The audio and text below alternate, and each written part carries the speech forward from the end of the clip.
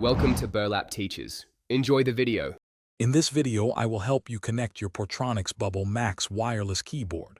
First, let's get your keyboard powered on. Look for the power switch, usually located on the back or side of the device. Once you find it, simply slide it to the on position. You should see a small indicator light briefly illuminate, confirming it's ready for the next step.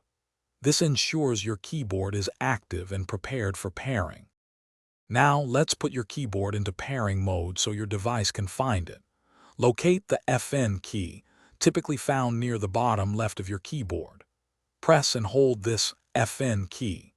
While holding it, simultaneously press the Bluetooth 1 key. You'll notice the Bluetooth indicator light on your keyboard will begin to blink, signaling it's actively searching for a connection. With your keyboard in pairing mode, it's time to connect it to your computer, tablet, or phone. Go to your device's settings and open the Bluetooth menu. Make sure Bluetooth is enabled. You should see Portronics Bubble Max appear in the list of available devices.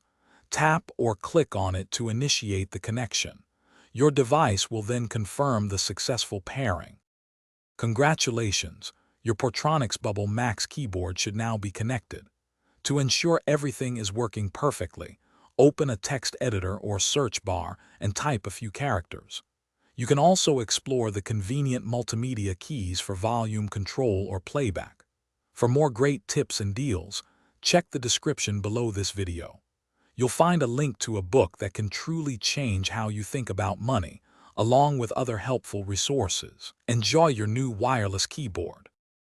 Thanks for watching. Consider subscribing if this video helped you.